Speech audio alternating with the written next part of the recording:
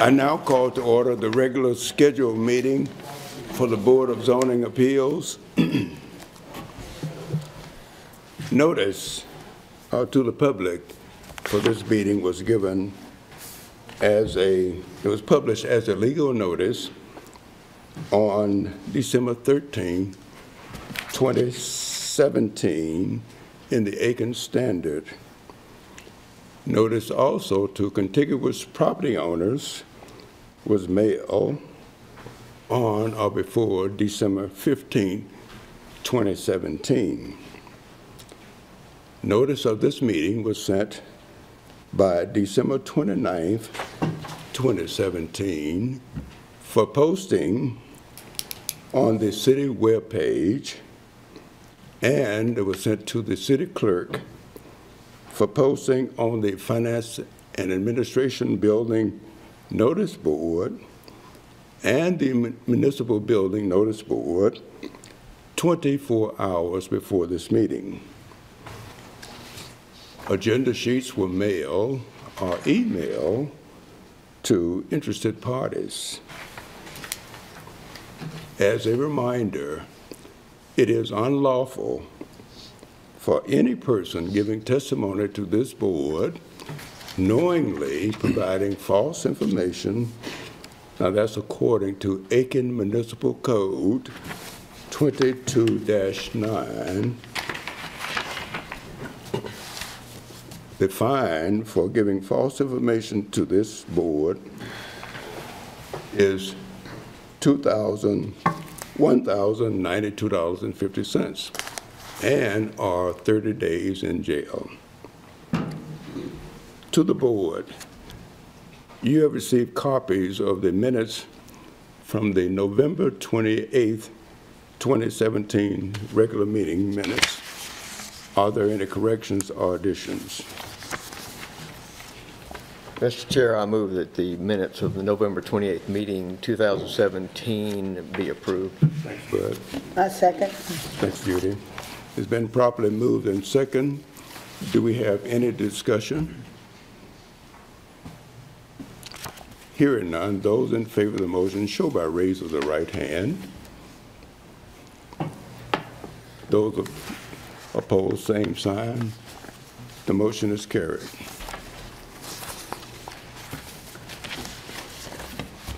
Mr. Ryan, we would final orders from that meeting. We do have the final orders from the meeting. These were gotten around a little bit late. We were trying to figure out whether this is my first time, I guess, with the two meetings in January, trying to figure out whether this would count as the for the regular meeting. So we have them available. Again, it was fairly short notice to you. If you had not a chance to review, we will have to have Mr. Patnity come in to sign because he was a member voting at the time. So you would have that option as well. But thank you.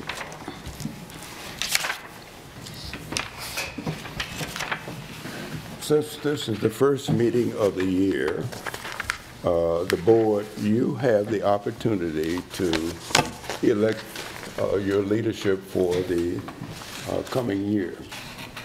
We will now have the election of officers. You receive the information in your packet. We will start with the election of the chair.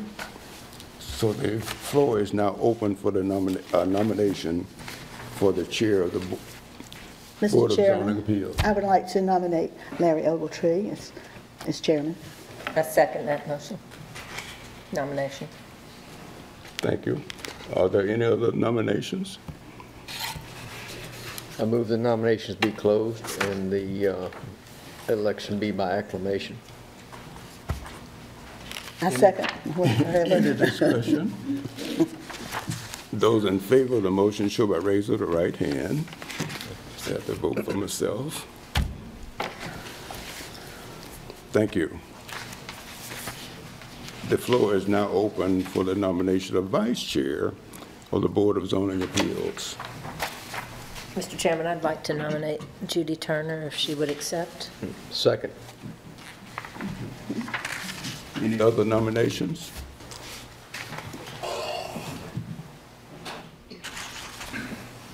Hearing none, those in favor of the motion show by raise of the right hand.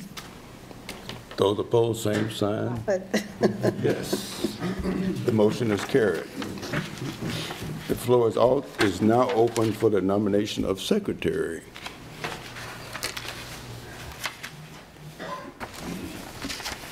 Mr. Chair, normally the secretary does not need to be a board member and is traditionally a member of the planning department staff.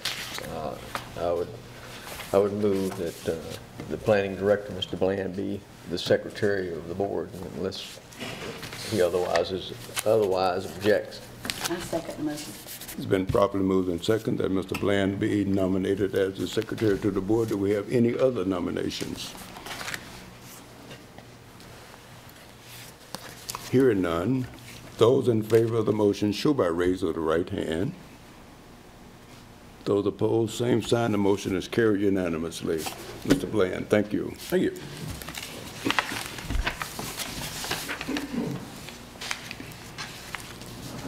You also included in your schedule was the schedule of meetings of the Board of Zoning Appeals for 2018. Are there any discussions on the package that you received? One question, Mr. Bland. There are two meetings scheduled. There is a meeting scheduled for December. Right, so we, as staff, were trying to figure this out. We had a bit of a logjam with the way the schedule lines up next year with the New Year holiday, and so trying to between the DRB and the Design Review Board and your board, we tried to figure out a way to fit that December meeting in as close to the date as possible. In this case, we'd like to present maybe doing that a week earlier than the 4th Tuesday, doing it the 3rd Tuesday. It gives a bit of distance between that and the Christmas holiday, more so than typical. So we were going to try to hold a December meeting in December this summer instead of moving it to the first week in January if the board were to be agreeable to that. If you may, I may let the board know that you and I did have a phone conversation regarding this matter, and it was my suggestion that we eliminated the first meeting in January 2019 and just have one meeting in lieu of a earlier meeting in December. But it's up for discussion. The board may consider adopting this schedule or recommending a second schedule or substitute schedule to the planning director. Well, that's what I was going to ask, is if we do the December 18 meeting, then we wouldn't do the January meeting. The regular scheduled meeting for January, The early. Not an early meeting. Right, yeah, okay, so that's, because it doesn't have an early one on here. Okay. Right.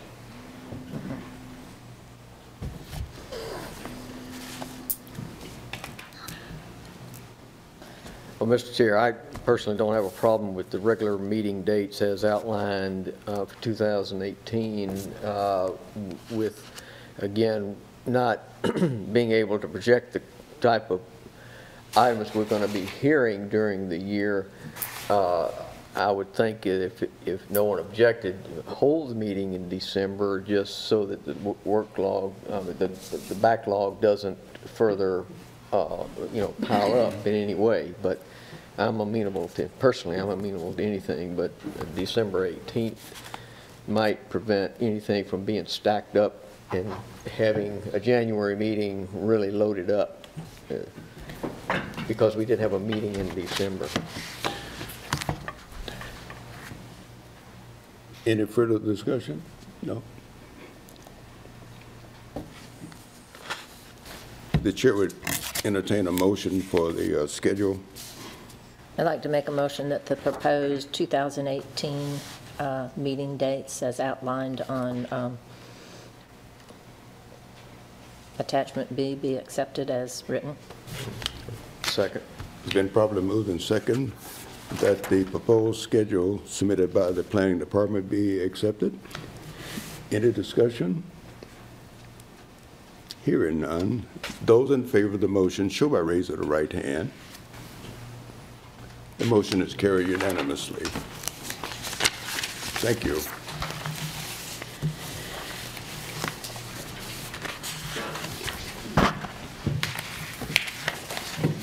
I now call your attention to application 18-92001. That's a request for a special exception to allow a telecommunications antenna on a new utility pole, and that's located at the properties on South Carolina Department of Transportation right-of-way, and it's located at the northwest corner of South Aiken Lane and South Aiken Boulevard. This property is zoned general business.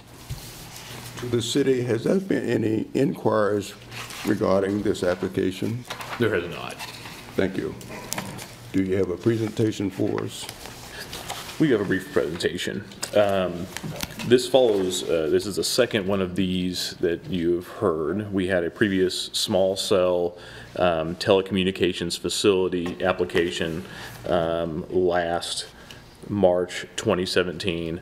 The telecommunications facilities, although likely not foreseen at the time the ordinance was written, would fall most in line with our section 3.3.22A regarding the process for approval of one in an office, general business, or planned commercial district, and that being a special exception before you, the Board of Zoning Appeals.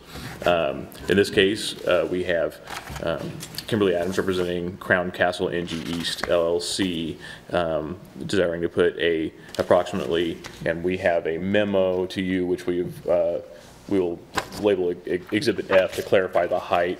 The height would be approximately 37 feet 6 inches. The 35 feet referenced in the memo was the height of the pole without the additional installation. So that's the difference between those two numbers.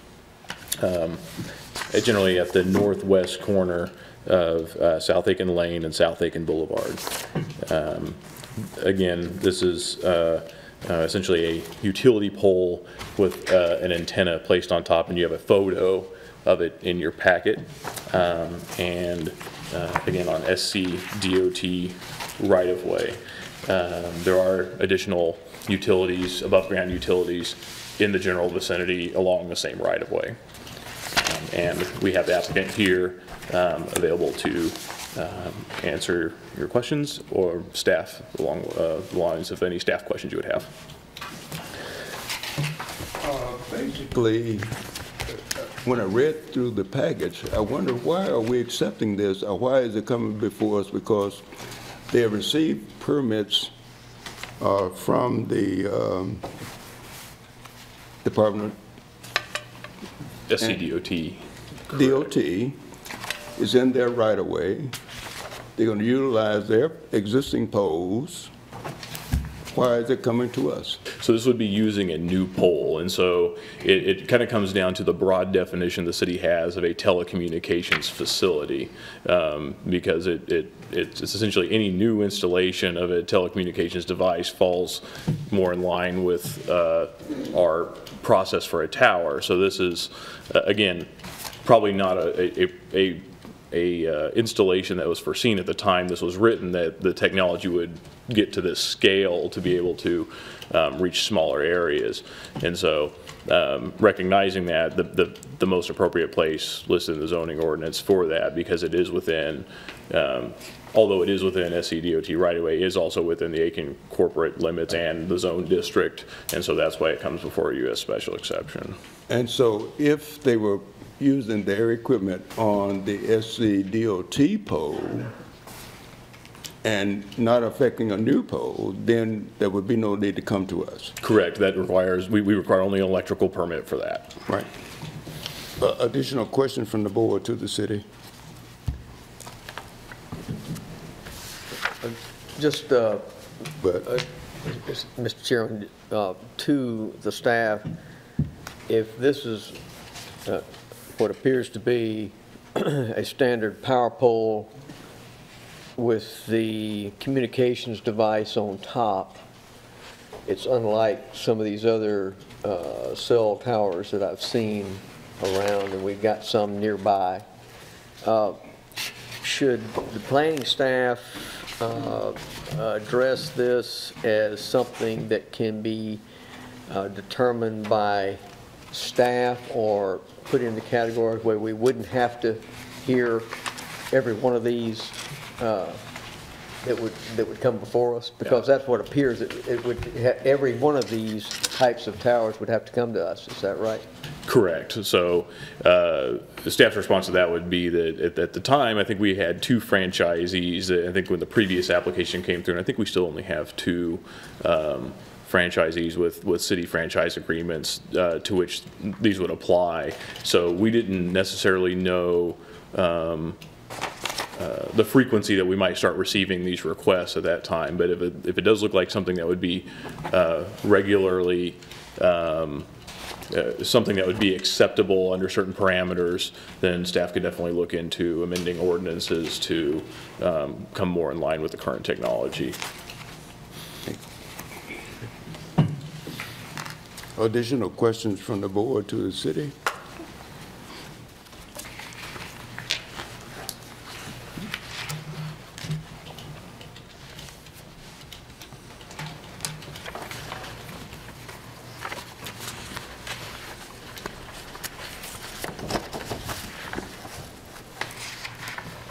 Hearing none, thank you.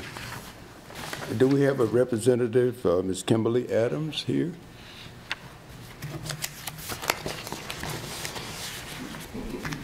Good evening. I am Kimberly Adams with Crown Castle. I'm Government Relations Manager for the Small Cell and Fiber Division, which is the franchisee with the City of Aiken, as well as being a certificated telecommunications utility through the state PSC. Hopefully you've seen the pictures. I have more if you like them, but it's pretty simple. Wooden utility pole with the antenna on top and a small radio, approximately about 10 to 12 feet up the pole, so it's outside of, there we go, outside of any kind of traffic or kind of human being able to reach it. I'm glad to answer any other questions, but as Mr. Bland in his very thorough report placed, we do have our SC DOT encroachment permits that are required to go in their right-of-way, so we're all good with them. And I think kind of this application, the ordinance definitely predates the technology really being considered, but we all wanted to make sure that we crossed all our T's and dotted our I's, which is why we're before you tonight. So That is for my own information. What is fiber backhaul technology? Fiber backhaul technology is basically what you see going on. You have your antenna there and you have your radio. What you don't see going on would be the fiber underground that then is backhauling that antenna to a traditional tower site. So that is where the carrier signal would take over there. Thank you. Thank you. Other questions from the board to Ms. Adams?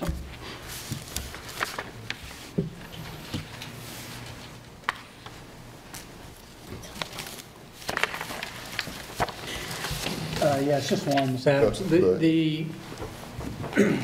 And I think I asked this on the last time we considered one of these towers, if you will. Just like to get on record that there's, you know, no safety concern for the public in terms of microwave transmission, radiation, anything like that. Correct. These operate at a very, very low frequency, well below anything safeguarded by the FCC or restricted by the FCC.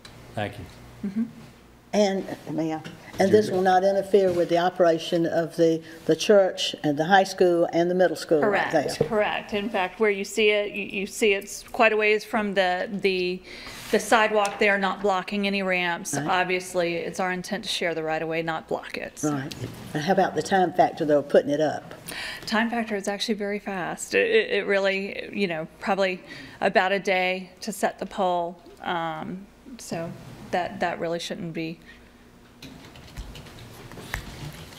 during obviously normal business hours, not obviously during church service or anything like that. So. or when school's coming and Yeah. going? Okay. Mr. Chair, I just direct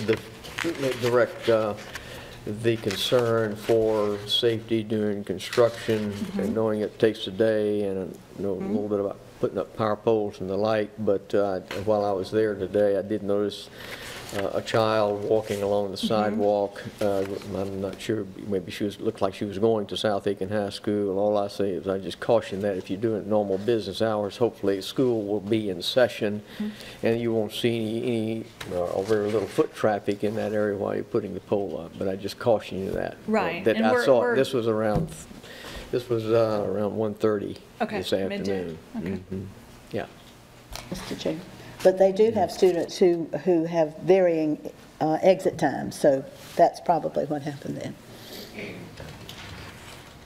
So just caution. Oh, yes, definitely. I mean, we have, our professional crew should definitely probably, if we need to close the sidewalk, we'll obviously let the city know that.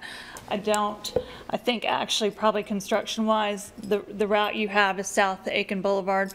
Probably the South Aiken Lane side would be probably a better route to go about it. So Maybe so. we'll work with, Safety is a concern. Public Works, and because absolutely. It's a little different. This is a little different location than where your other antenna the other is that one we was, yeah. approved. That A actually little wasn't us, but yes. Okay. Yeah. Is maintenance frequency minimal? Minimal. It is connected to knock, a 24-hour knock. It's all automated so that if there is an issue, if radio malfunctions or the antenna were to malfunction or some kind of outage even, we would be notified through our knock system. So once it's up, it's unmanned and, obviously all off the ground. So.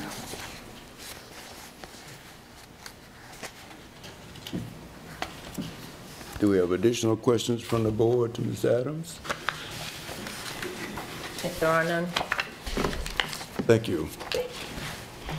is there anyone to speak against it? Yes. Do we have others to speak to the special exception request?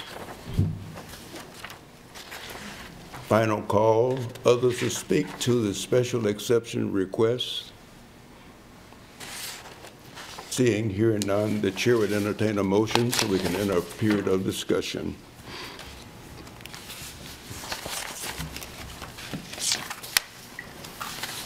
Mr. Chair, I would like to move that application number 18-92001 be approved and granted, and that is to have an approximately 35-foot tall small cell, hold on, 37.5-foot, thank you, 37.5-foot tall small cell telecommunications facility within the right-of-way, generally located at the northwest corner of South Aiken Lane and South Aiken Boulevard.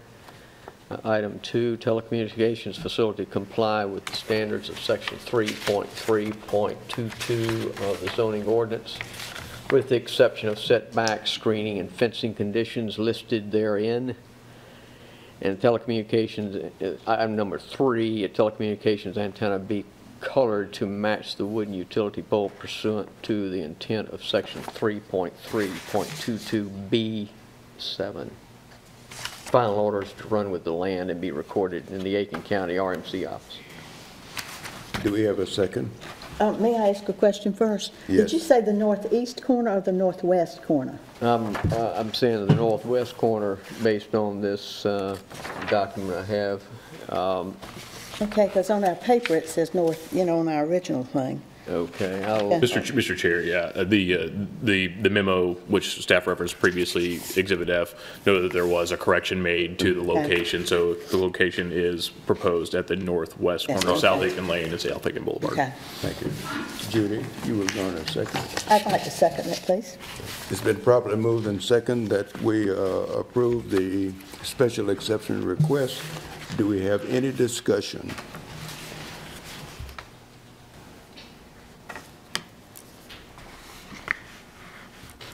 Seeing, hearing none, those in favor of the motion show by right hand. The motion is carried.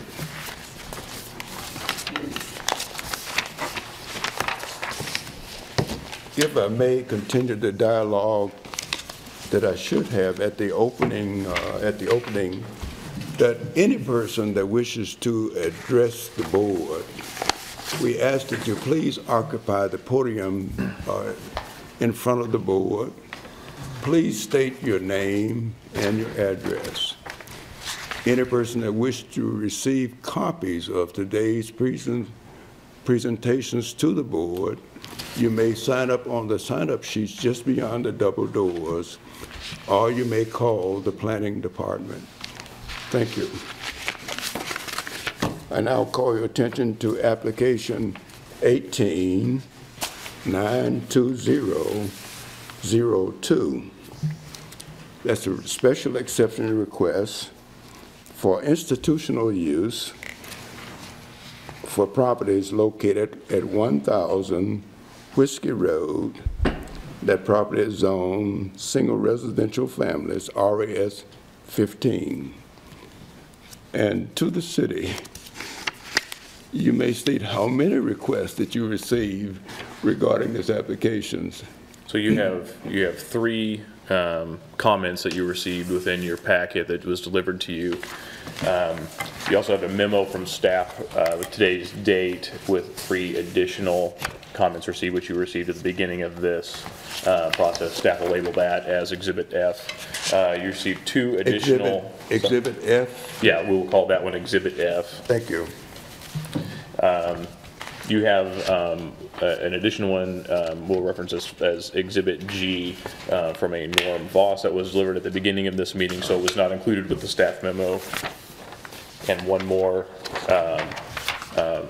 from Burton and Anna Marie Tiffany, labeled Exhibit H. Thank you. Presentation. This request is coming before you as a special exception. The application from Poured Out Ministries is to allow institutional uses, which include faith-based activities, community service activities, life skills training, and boarding of college students at a property at 1000 Whiskey Road. The property is a single-family residence with accessory residence to the rear and is zoned RS15. The area in the general vicinity is all zoned RS15 on all sides. It's a bit of a unique application in that because of the numerous kind of components to the activity, it was difficult to define whether it would strictly be a group living activity, whether it would be an institutional use or perhaps even a community service use. The applicant has requested to be considered as an institutional use, which would allow the special exception process. So within the City of Aiken zoning ordinance, in the residential single-family districts, group living is not permitted as a primary use. Institutional uses, educational uses, community service uses are all allowed by special exception. So because of that, staff erred on the side of due process and bringing this to you as the board. The applicant is here to be able to give a better explanation, probably than I can, of their activities that they're proposing on site. But as you'll see in the staff, kind of in the conclusion of the document on page 5 of the staff report, staff would recommend an analysis from the board that one, that the board would have to be satisfied that this would meet an institutional use to be able to then move forward and consider it for special exception. Within that process, you would also be able to decide whether that was whether the group living would be acceptable as a secondary use, which would be probably the only possible way that it would be. It could not be the primary, be decided as the primary use on the site. It would have to be an accessory use per our zoning table. So again, the threshold would be is whether the board would be comfortable with the use being considered institutional as a primary use, whether then a group living component would be acceptable as a accessory use to that, and then if both of those are satisfied, then whether proposed use would meet the 11 special exception criteria. Would you clarify for me, because the chart is very clear, if this was a group 1 home, it's permitted by right in RS 15. Correct. Group 2 is not. Correct. Would you, for our information, explain the difference between a group home living and group 2? Yes, Mr. Chair. One helpful piece of the agenda pack in Exhibit A, page 5, we list some of the definitions out of our definition section of the zoning ordinance.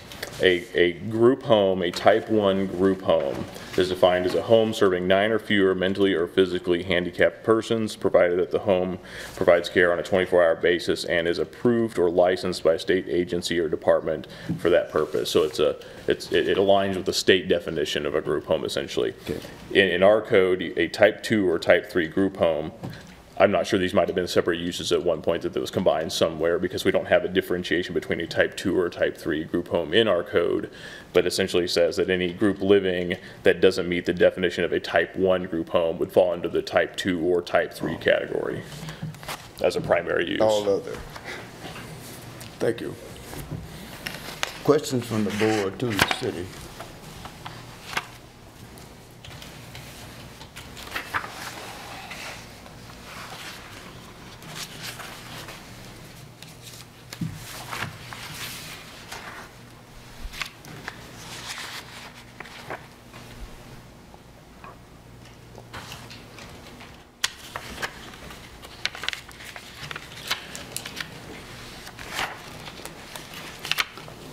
Mr. Chair, just one additional comment I would point out on the staff memo, and this is a bit nuanced, but the staff under exception item 9, which is the historical significance of the property, staff responded that it is not within the Aiken Historic Overlay nor located on the Aiken Historic Register, which is accurate. However, it is within a district that is a national a district on the National Registry called the Historic Aiken Winter Colony Historic District 1. The local register and the state, the National Register are two different registries, and for our processes are treated differently, but would speak to the historic significance of the property. Again, I was intrigued by a letter from one of the residents. Did the city establish the legitimacy of this as a business, or did you find an ID number, a federal ID number, a business license?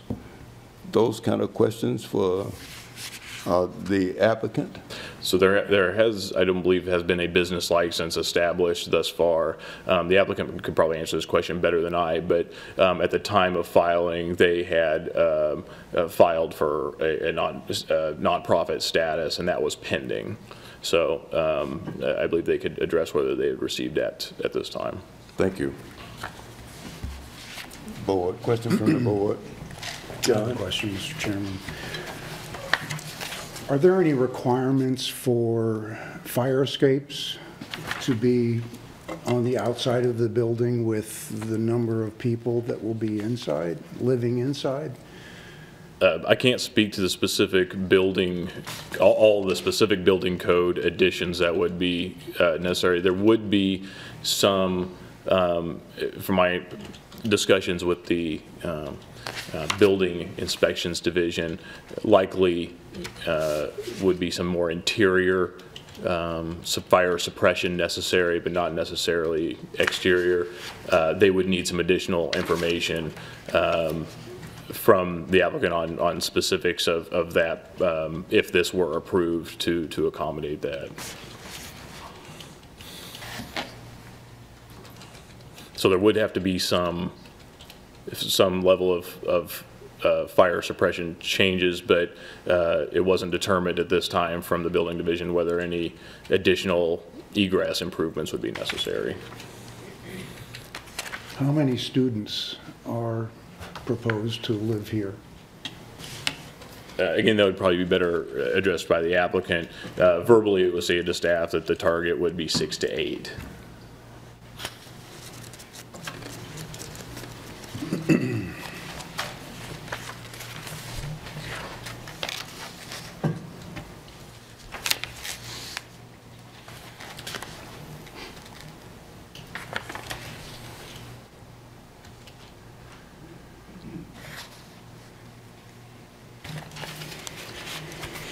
Other questions from the board to the city?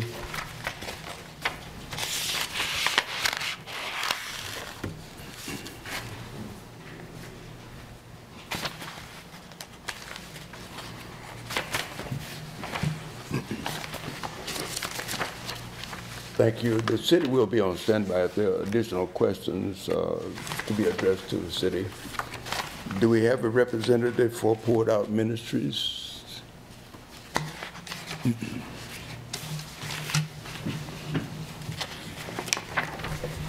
Hello, Mr. Chairman. I'm Laura Massey, and this is my husband, Ryan Massey, and I am the Director of Poured Out Ministries, and he is the President. We currently live at 481 Equinox Loop, Aiken, South Carolina, 29803. Thank you. The first thing that we spoke with Mr. Bland, the best way that he said to start would be to talk about why we would like to be considered a religious institution versus going under the zoning category of group living. And pretty much the idea for Poured Out Ministries is Christian community. Our primary goal is not to rent rooms to college students. That is part of the ministry. It is a program. We would have students coming to live on a house with our family. So our family, which is us plus our 2 daughters, would be permanently living there. That would be our permanent home. We plan to live there, hopefully for a very long time, doing this ministry.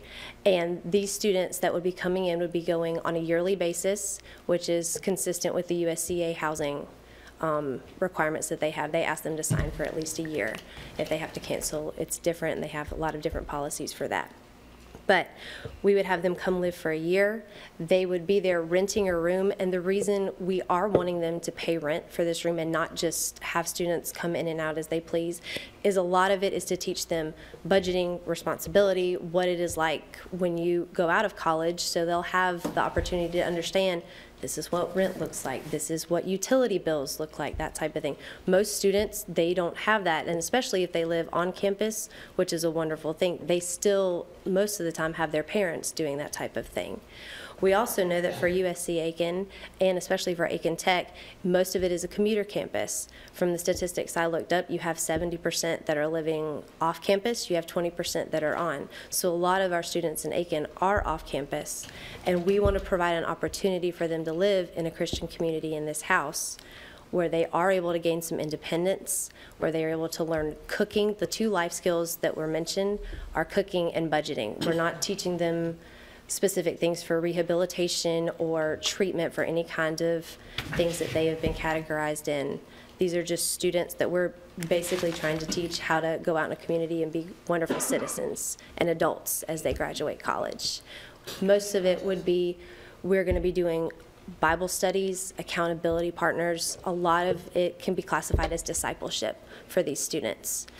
And along with that, we have spoken to the BCM director for USC Aiken, and we have told her, obviously, we would love to have that organization be able to come utilize the house for Bible studies if they need a place that is off campus, just to get them more out into the community and so they can be great contributing members to our wonderful city. Now, you mentioned, you mentioned a couple of times Aiken Tech. There are no housing, it's not provided. Commuter, that would be a strictly commuter campus. USCA that would have the housing. Thank you. Yes, sir. Questions from the board? Tell me, is Poured Out Ministry your own individual ministry, or is it a group, or what? It is a religious nonprofit. We were formed, if you look it up on the Secretary of State website, you can find us. It says we were incorporated on August 4th of this year. That's when last year. That is when we filed. And we are also have our tax ID number. If we'd be happy to read it to you, we do have that. So we are officially registered for things like that. It is a ministry that we personally started. We have had people ask us if we want to be connected or affiliated specifically with a church, and through that, and we are both members at Millbrook Baptist, we love our church, but we did not want to limit it to one church because there are college ministries that go to many different churches, and we wanted to bring all of those together, hopefully through this ministry, so they are getting to know one another. There is community between that age group and hopefully between churches because of this. Now, where are you going to recruit your students? From youth groups. We currently have, since we moved to Aiken over 5 years ago now, almost 6 years, we have been working with the Millbrook Youth Group, and we have had 2 students who have lived in our home over the last 2 years. They are both people that we have met through the youth group, have gotten to know, and that is how they ended up living at our house and doing this ministry.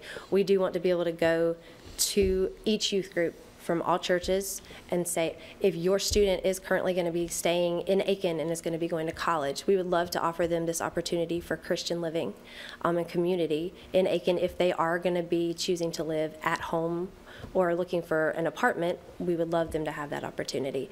We'd also love to talk to BCM, Campus Outreach, all of the Christian organizations that are at USC Aiken, and make sure that they know when people are calling them to get information about joining their ministry on campus, that they would be able to also tell them, hey, if you are looking for housing, this is an opportunity that we have. We work with this ministry, and that type of thing.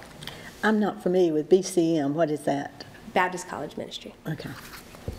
And for choosing the students, there would be, as we get in contact with them or they reach out to us, we haven't fully developed it yet, but there will be a survey they fill out, an interview process for selection form, because as Laura stated, our family will be living in this house as well, so our concern will be who we choose living in with us as well. Well, us choosing and the board, and, there is a very specific list of expectations for these students that they will be able to read before they even apply to understand what will be expected living at the house. And you say you have a board? Yes, ma'am. Yes, ma'am. Okay. And how many people on the board? 6 members currently. 6 members currently on the board. Including y'all? Yes, ma'am. Yes, ma'am. Okay. And the other members of the board are Rick and Christy Caldwell and Jesse and April Waters.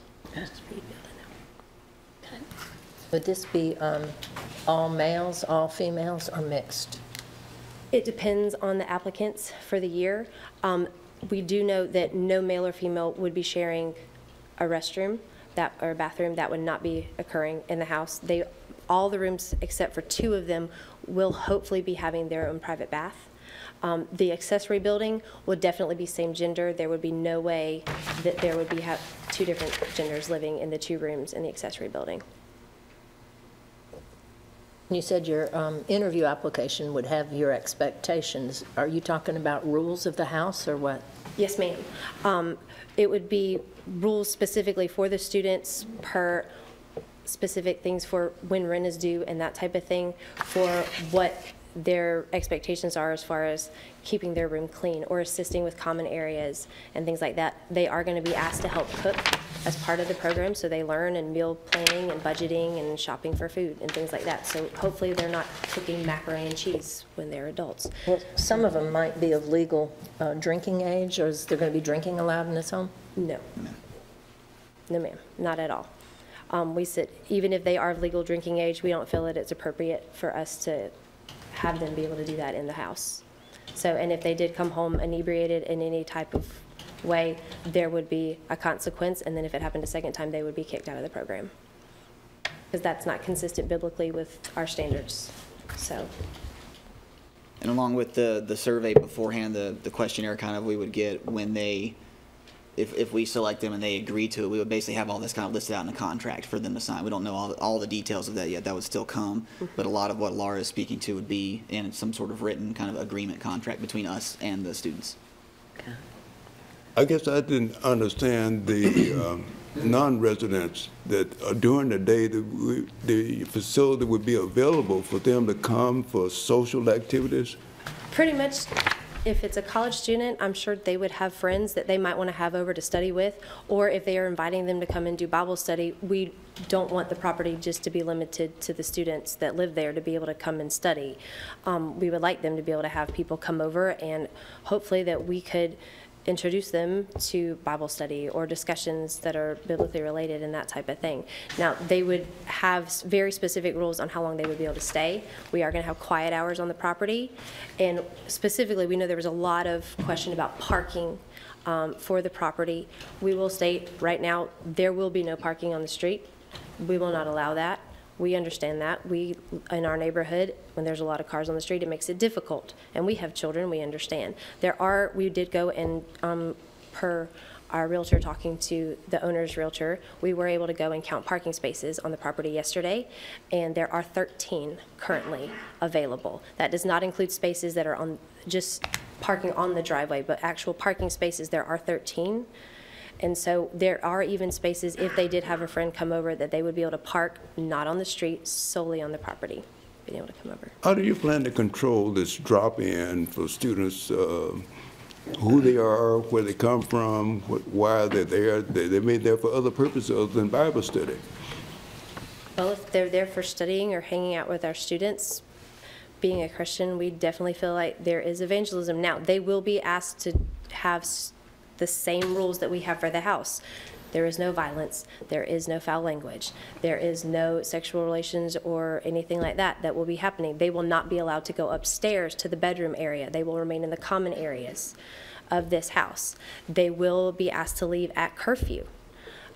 So there will be rules set for guests and for the students, since we will all be living there. They are going to be asked to at least inform us, this is the person that is coming over, this is the purpose that they are coming over. What are the visiting hours? We want to do quiet hours for our students from 7 to 10, 10 p.m. to 7 a.m. And then for visitors, we still need to talk with our board. But for our house, when we have had our students living there, we ask that their visitors be gone by 11 p.m. or 12 p.m. on special occasions. And they do have to clear that with us to make sure. Now, obviously, no overnight guests. What is the maximum number of students you will allow? There are currently, when we've looked at the floor plan, there is one room up on the second floor that currently has 2 built-in desks that could be converted to a bedroom. That is the only room that we want to convert. Nothing downstairs would change. But that is consistent with the floor plan because those are all bedrooms there. We want to have 6 students. The only way that we would get to 8 students would be if they applied for financial reasons to have a roommate in their room. That is just to help some of the students that mainly the reason they may still be living at home is they were not able to afford to go off to college, or even if they be able to get an apartment in Aiken. And so that is the only way we would have 8 students, would be if 2 of those students maximum were to ask for financial assistance. So 8 is your maximum number? You Yes. will not allow any? No. Any number over 8? No, and those two rooms that they might have double occupancy would be in the main house. We would not allow that to be in the accessory apartment building. Now, would there be adult there 24/7? Yes, most likely. There would be, at least, we will live there. We are planning on, if we are able to get the house, we will have security cameras, obviously not in bedrooms, but we do want to put them in hallways and common areas, just so there is no question on the activities that are going on in the house. Yes, Mrs. Massey, I'm hearing a very admirable idea here. I'm struggling with what you're trying to pull off and where you're trying to pull it off. Well, you've mentioned you've had a couple boarders before. I mean, what's your experience with trying to manage this enterprise that you're going in, other than your faith and goodwill and your want-to-ness?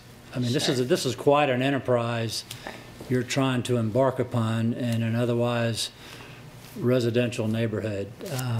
I'm sure the residents would probably be comforted with a level of expertise on having done this before somewhere.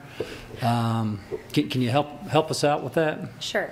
I can speak to the fact when I graduated from college, I am a teacher, that I do have that experience. I taught for 1 year, and then I went back to graduate school at the Citadel. I also worked in a nursing facility for a year while doing that with people. That is what I do. This is my 3rd year teaching at Aiken Preschool. Granted, that is a different dynamic of age students, but I do manage a classroom. I teach music at First Baptist. And also, we have been working with college or youth age at least for 15 years. I've been leading Bible studies. I've been working with youth groups. We have been on mission trips before. We have organized events. The best way is we can say, and unfortunately they were not able to be here tonight because they are seeking another pastor for Millbrook Baptist Church, but any minister that you ask at that church can speak to the competency that we have working with these individuals.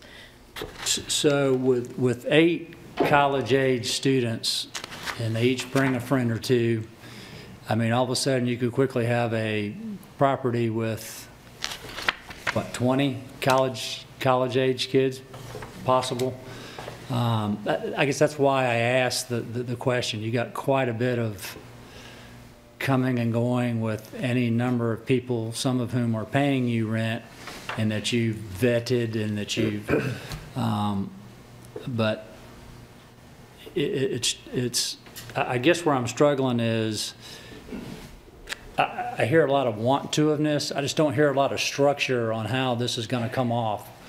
You know, when asked about, I mean, your participation rate, how's that tied into your rental scheme? In other words, if there's a violation of your proposed ethics code, walk me through what happens. You said there's a warning, then an expulsion? Depending on the infraction, there is a warning. Now, there are some things that will obviously not be tolerated. Sexual relations on the property, absolutely not. They're gone immediately. Any type of physical violence or something, there are certain things there is no warning for that. I do state and we are still compiling this and making sure we go over with our board what this looks like. But if there is an infraction, they are able to have a warning. And then if it happens again, okay, we would love to, we'll say you need to pay the rent for the rest of the month. You will be asked to leave within that month, and then you also need to cover the next month's rent so we can find another student to take your place. Okay, so your other board members are what, other members of your church? Is that who the other 4 are? Currently, yes, sir. Okay. I have no further questions. I have some. Nancy? You're going to be leaving your teaching position to do this full-time, or will you still be teaching? I'll still be teaching. I teach music part-time. It's 3 hours on Monday and 3 hours on Tuesday. That is the only time that I am working. And your husband? I work at the Savannah Riverside, ma'am. I'm full-time. So there will be times of the day when there's no adult in the home? Yes, ma'am. For brief times, For yes. brief times, yes. Okay. Have you considered hiring somebody? You know, you've got a grocery shop and go out yourselves. We would hope that we do want other adults to be volunteering at the house all the time. What I would say is if you have, I mean, just to give an example, our neighbors across the street that just recently moved had 9 children. They had teenagers all the way down to 6-year-olds. They did not have an adult there the entire time. But hopefully through the vetting process, we are trying to also instill trust in these students. We are expecting them to behave a certain way. If they do not, there are consequences. So for the times that we are out, we would hope that the security cameras that would be able to show their behavior, when we can look at it, we can watch, we would be able to trust them. These are legal age students that can vote, that can go to war, that can do all. So we would like to be able to trust them if they are participating in this ministry. Good. Thank you, Mr. Chair. I commend you on your ideas and your mission, but you do realize that this location, this home, it's been a single-family home for a long time in a single-family residential community or area. It's been that way for 60 years. This is something that's that I'm having a problem with in the light of 6 to 8 college-age students and managing that, plus their guests, plus the fact that it fronts Whiskey Road, and this is an entranceway to that community. There are basically three or four entrances. This is one of the more popular entrances to that area. My concern is the aspect of traffic safety on Whiskey Road being a major arterial. The other concerns I have is, and I know this is not designed to be, or your mission is not to make it a frat house. Okay. No, sir. Okay, I understand that. Absolutely But I just, I'm trying to get clear in my mind. This is a new venture. Why 6 to 8 and why not more, or why not a location that could be more suited for something like this, where you want to live, plus you want to increase your family size, if you will, and that's what you're doing, is increasing your family size to 6, 8, it could be more at times. What about other locations that would be closer to the source of the students, i.e. Aiken Tech or USCA, as opposed to across town, so to speak, in an established single-family neighborhood? Tell me a little Why bit the about house? why that? I'm familiar with the house. Why that and not some other location closer to where your students have to go to school, as well as where there could be less of a conflict with traffic safety or traffic and that type of thing. But anyway, touch on that if you would, please.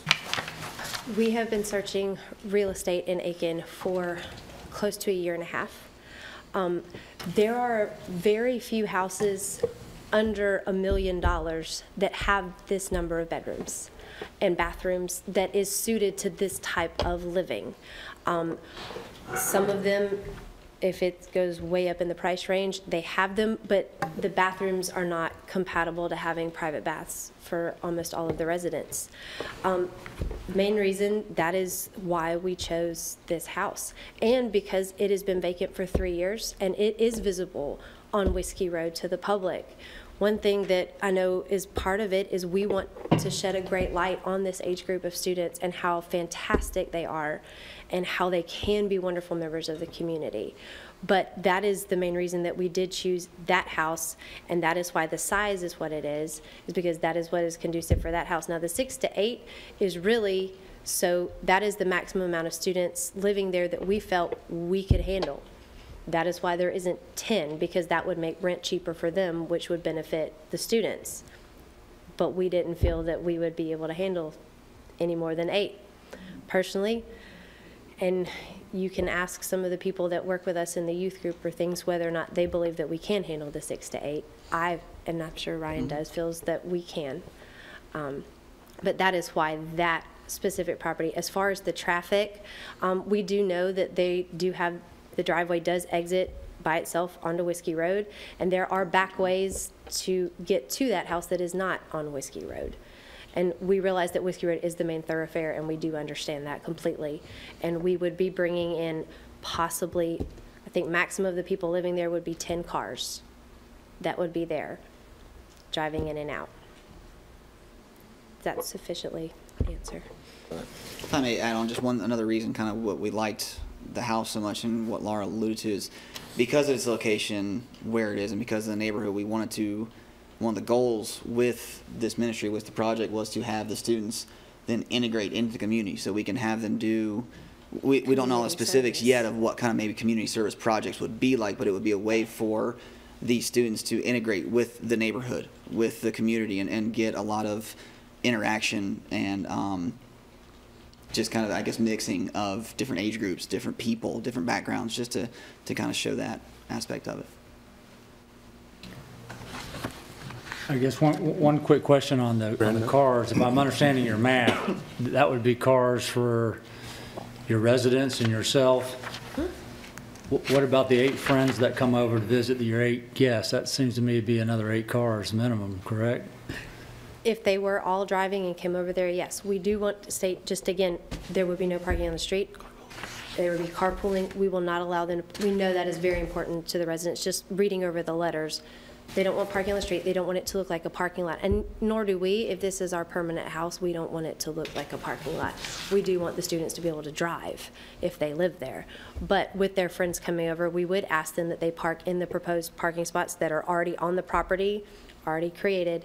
And then if they're run out of parking spaces, you need to carpool, or you go park at a public area and have your friend that lives there drive you back. So we don't have that problem. Thank you.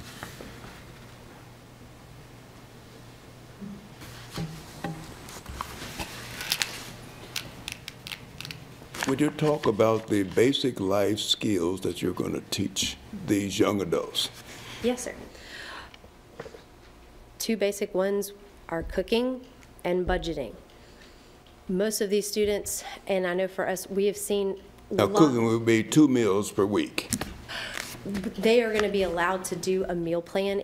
Obviously, if they're living at the house, they will be purchasing food. They can purchase food by themselves, or we will give them the option of having a meal plan. They are, for the program, we do want to do 2 family-style dinners per week, and they will be required to attend one of them.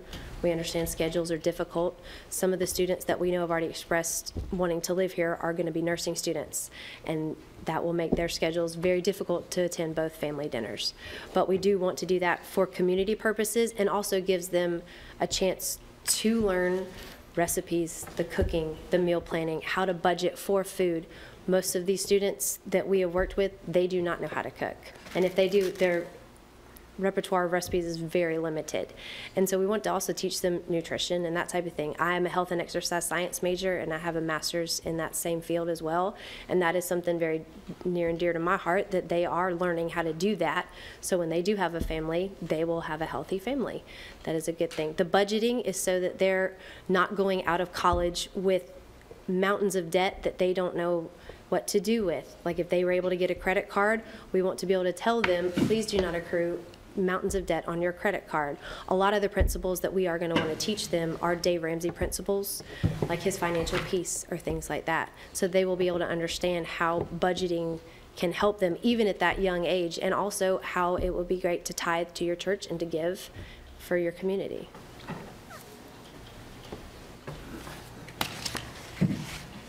I'm really struggling, and I have to be honest.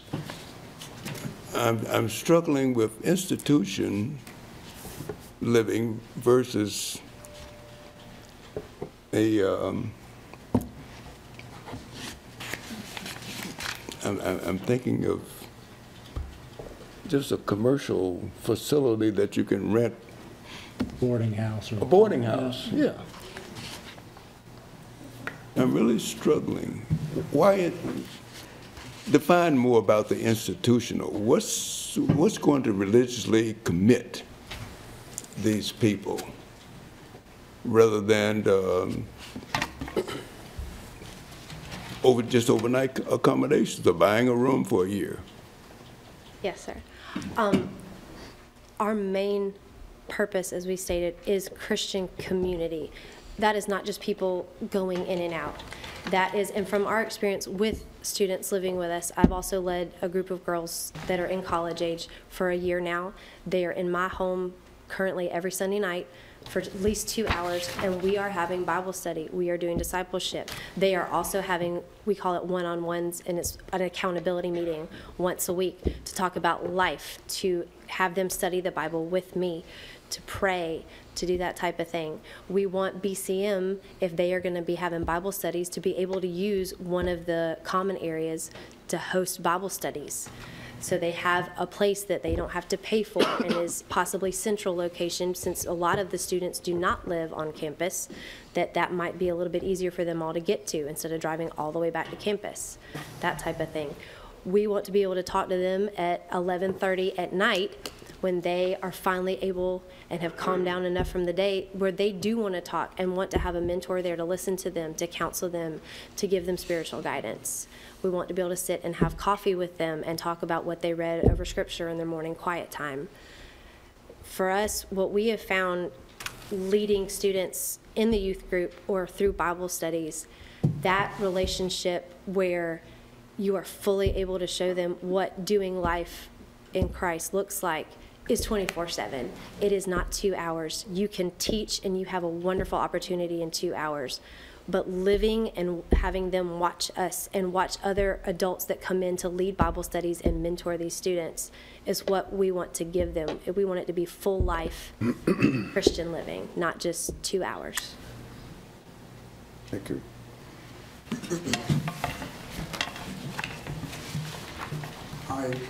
John? I have a question. What you talk about is all well and good, life study, Bible studies and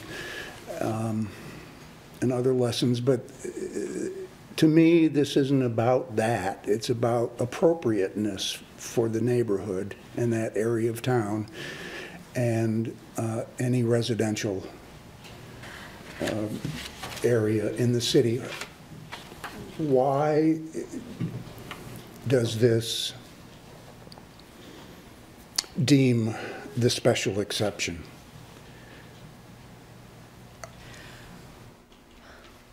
Out of the city, there are not that many houses available that are currently of this size that, as we stated, are under $1 million at least. And since we will be raising funds and we are going to have students paying rent, we do want that to be feasible for them to be able to participate. This house is special, and we understand most of these size houses, there are a lot of them that are intermingled in all sorts of residential districts all throughout Aiken. There are all sorts of different size houses that go everywhere. But this particular house, we do love it because it is closer than any of the other houses that we have been able to look at that have the same layout and that type of thing to the college. Closer to the college, they do not exist for this number of bedrooms, the bathrooms, the amount of common space, the price range, and even the property size. I think the most I've seen is probably 6 bedrooms over there. And so that house also, it is a beautiful house. It is something that we know, and when I drive by, I look at it and I think, what wonderful thing could go in there. And yes, we are hoping to create basically a large family that will be in there, and it will be our family. We're just going to add some college students to it that we want to mentor. But it is something that we want to show the community that this ministry is something that we want for them, not something that is going to be detrimental to the neighborhood or anything like that.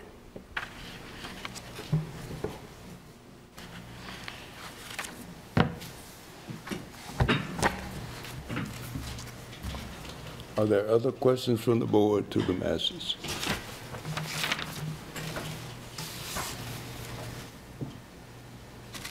No.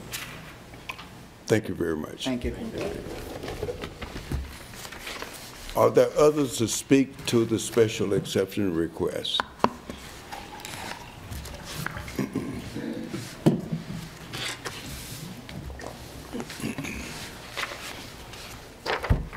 I'm Norm Voss. My wife and I live at 922 Whitehall, about a half a block from 1000 Whiskey Road. We're opposed to this because we do not believe it's compatible with our neighborhood and is not consistent with the character and the purpose of the zone.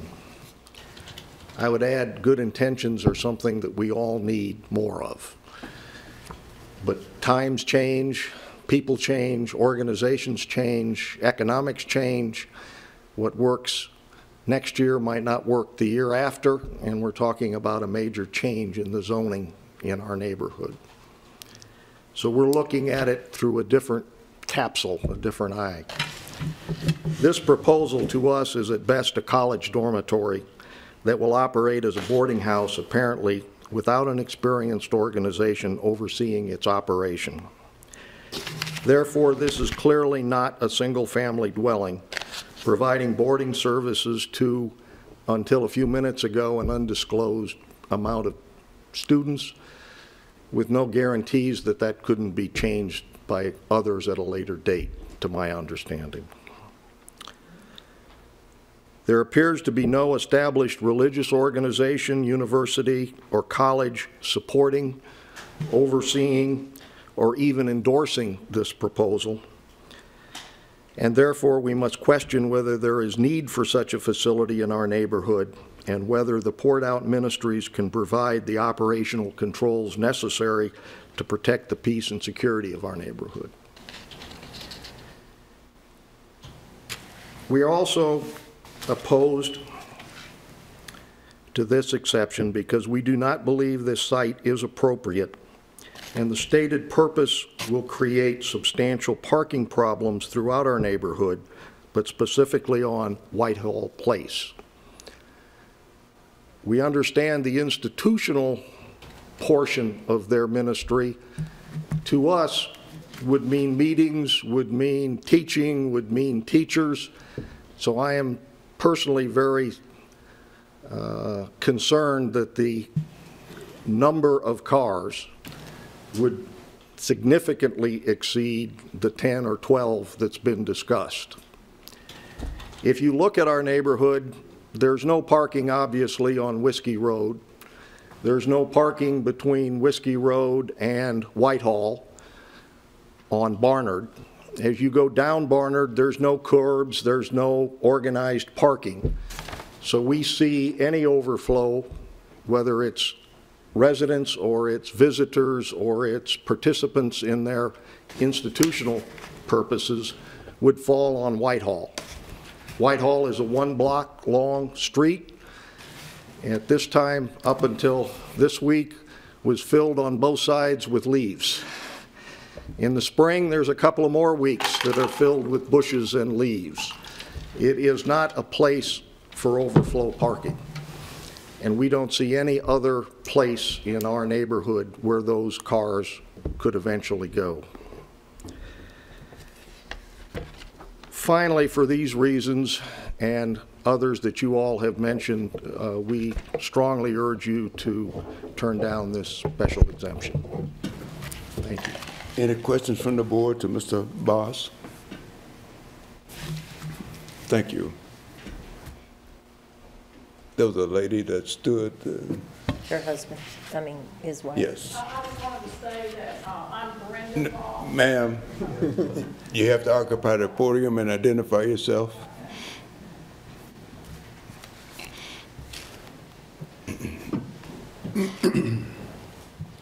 I'm Brenda Voss, and I live with my husband at 922 Whitehall Place. You know, I agree with everything my husband said. I'm the lady that wrote one of the letters that you have in your brochure that was, you know, had many concerns, you know, whether they were incorporated. I initially couldn't find, you know, anything on them. You know, my other concern is what my husband is telling you. They recently incorporated on August the 4th of 2017. And, you know, he and I both feel that running an organization like that, I'm 63 years old. Until 15 years ago, I worked in corporations in Atlanta. I was the manager of purchasing for MARTA, the mass transit system. I worked for the Southern Company when I first got out of college. I have an undergraduate degree in accounting and a master's in accounting. So I know how hard it is to control people. I've had as many as 40 people working for me. So I think what my husband and I are trying to say is we feel like they have not had a lot of experience doing what they are proposing to do, and that this would be a detriment to our neighborhood because of the parking and people coming in and out. If they're going to let people stay until 12 o'clock at night, my husband goes to bed at 10 o'clock because he has to get up and work. If we have cars parked outside of our bedroom, the lots there are very small, and he doesn't sleep very sound. When someone comes out to get in their car at 12 o'clock and start their car, or 3 or 4 people come out, it's going to wake him up. Well, if he gets woken up, he can't go back to sleep. So that's going to be a detriment to his job, and we need money to live. So those are the things that we are basically concerned with. Questions from the board to Mrs. Voss? Thank you. Thank you.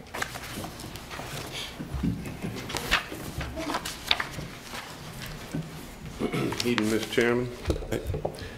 I'm Clark McCants. I reside at 943 Calhoun Place, which is in right down the road from Dr. Fitch's house. Most people know me. I'm the one that puts the Santa Claus on the top of my roof every year. I've taken it down to make sure I'm complying with the rules applicable here. I'm a practicing attorney, and I'm going to raise, at the risk of being too legal, I'm going to raise a legal procedural issue. I've read the zoning ordinance, and Ryan and I have talked a little bit about it. 6.218 of special exceptions talks about who may apply. And it talks about the property owner or an agent with written authorization from all owners of record may apply. I don't know Dr. Fitch personally. I've asked around. I don't think she's here tonight. She, as the property owner, under our zoning ordinance, is the applicant. She is the one with the vested interest in this real estate. That is a home, like all the other homes in this neighborhood. She should be here asking you for a special exception for her real property.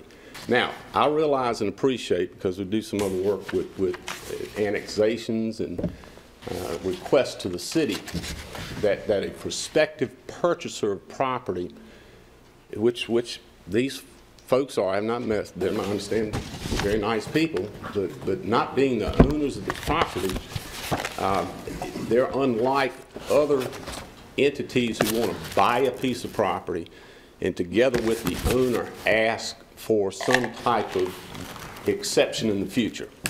To give you an example, I represent the DOT. We're just wrapping up issues with regard to Strike House Boulder, corner of Whiskey Road and Dowery.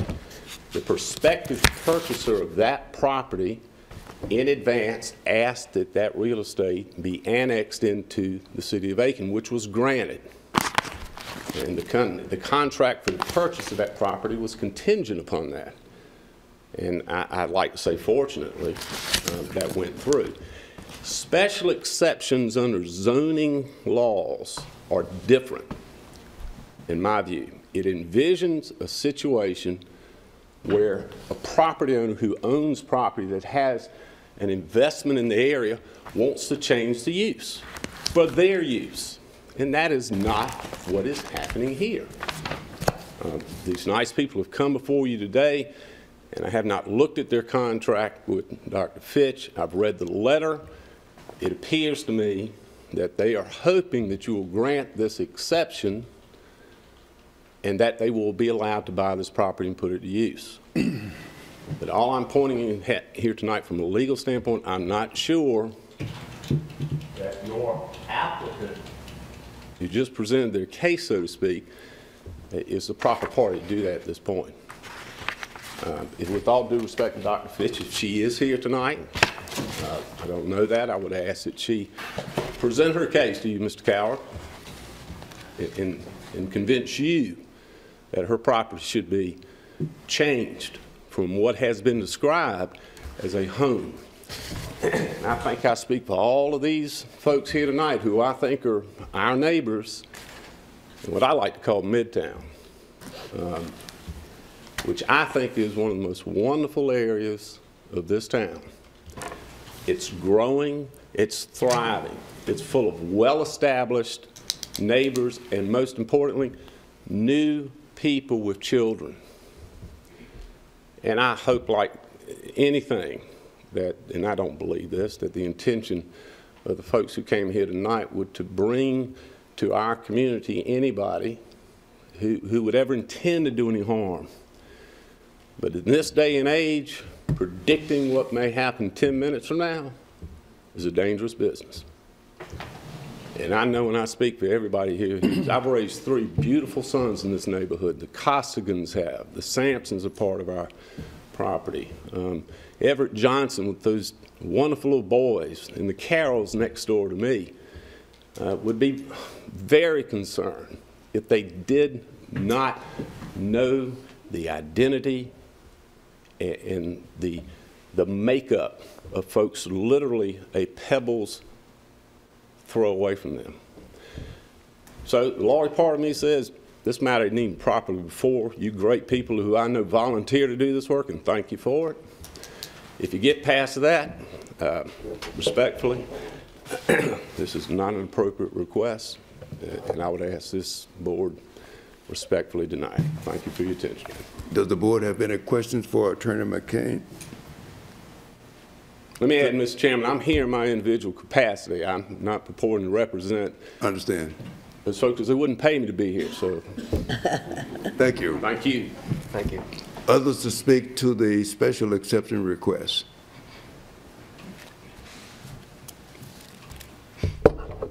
Good evening, Charlotte Wiedenman, Historic Aiken Foundation, 626 Hayne Avenue. The Historic Aiken Foundation is requesting that the BZA deny the request for exception to allow the property at 1000 Whiskey Road to function in an institutional capacity. It is important for the preservation of this historic home, Green Plains, the protection of the historic corridor along Whiskey Road, and for the integrity of the neighborhood surrounding it. The Upper Whiskey Road corridor is a desirable residential area composed of historic winter colony estates and homes that were built for the arrival of the Savannah River site. While many of us in the room don't want to consider anything 67 years as old as historic, with careful protection of the Midtown neighborhood, it will hold an important place in Aiken's history. It stands as representative to Aiken's evolving economic and historic changes. Zoning is important to protect the stability and integrity of the area. The Historic Aiken Foundation's mission since 1974 has been to preserve and protect a very special place. Green Plains is listed on the National Historic Register and is property number 36 in Aiken's Historic Winter Colony District 1. It is noted as a key contributing property to the historic district.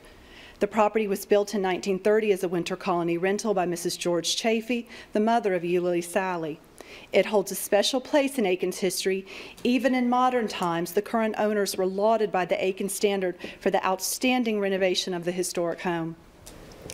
Nearby, a once celebrated winter estate, Dogwood, or more commonly known as Wisteria Manor, sits crumbling as a result of incompatible use.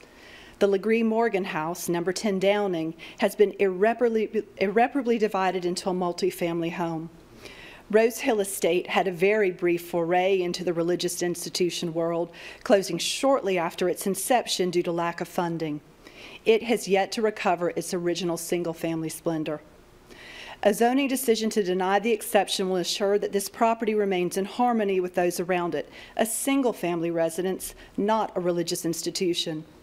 A decision to deny the exception will protect the property values of the surrounding neighborhood by keeping an incompatible use, a college dormitory, out of the area. A decision to deny the request will prevent a domino effect of inappropriate use along the most treasured and historic section of Whiskey Road. The Historic Aiken Foundation requests a denial of the exception for the preservation and protection of a very special place. Thank you. Any questions from the board to Ms. Weedman? Thank you. Others to speak to the special exception request?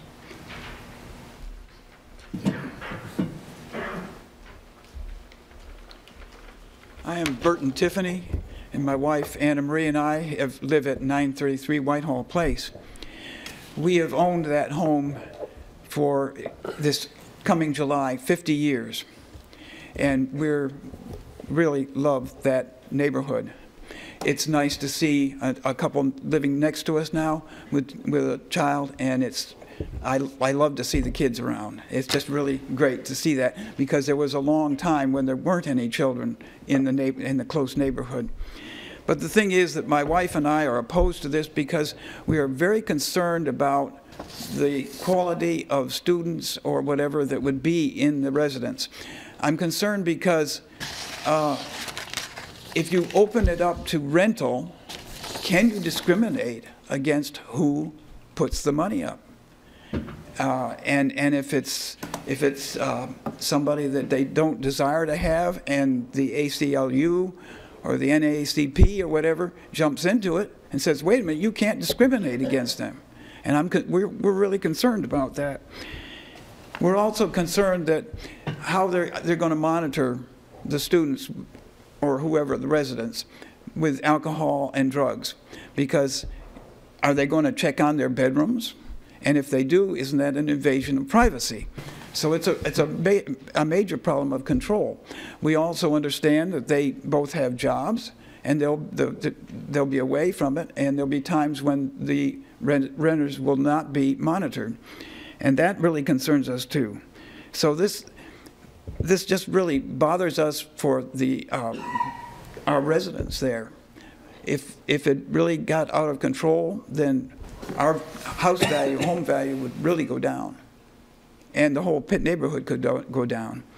So we're concerned about that. We're concerned about how is it going to be financed. For the renovations may take $1 million to get the place really back to where it can be used properly. You understand there's roofing problems, there's plumbing problems. Where is that all going to happen? And then the thing is that if the thing folds financially and the exception has been granted, then what happens? And that's the question for you on the board, because we're concerned that once that exception is granted, will it carry over if the present desire is granted? So we're concerned about that. So it just doesn't fit. They got wonderful intentions, but it just doesn't fit for our residency. So we hope that you will oppose this exception. Any questions from the board to Mr. Tiffany? Thank you. Others to speak to the special exception request?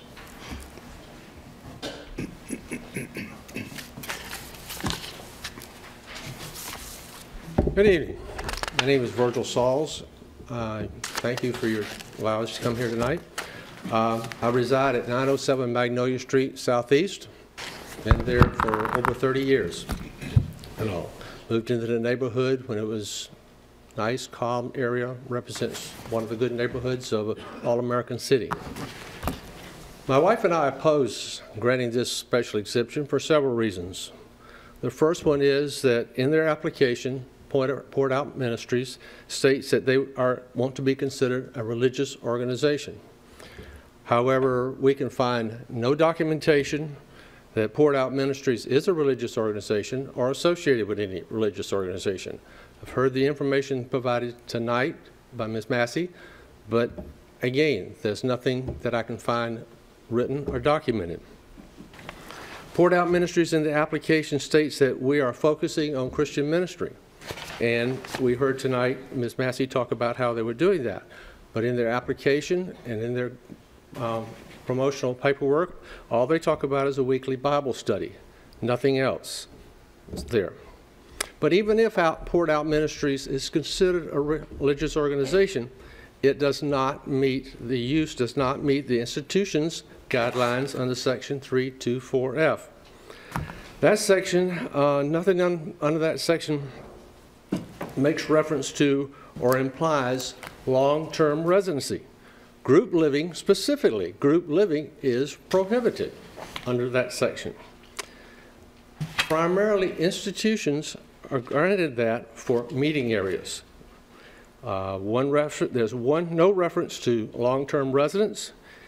Their application, Poured Out Ministries application even states that the closest use would be a group home type 2, something specifically prohibited under Section 324F.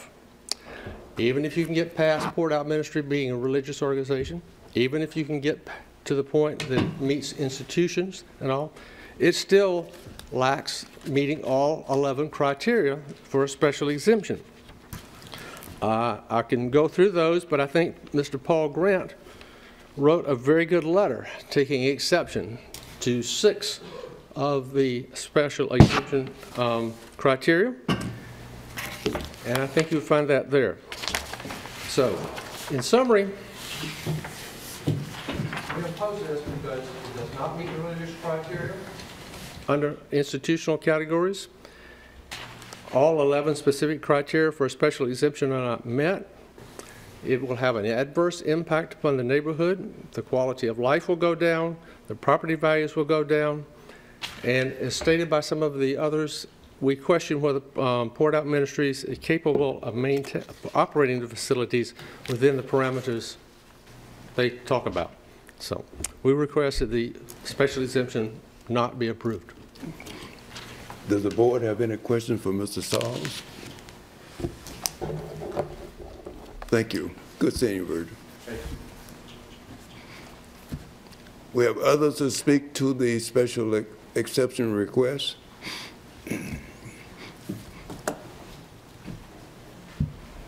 Mr. Chairman and members of the board, I'm Wilkins Bird, 434 Berry Road.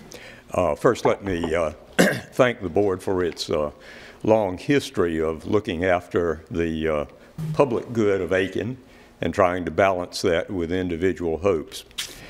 And my first comment is just a question. What has this fine board done to deserve two lawyers bothering you tonight?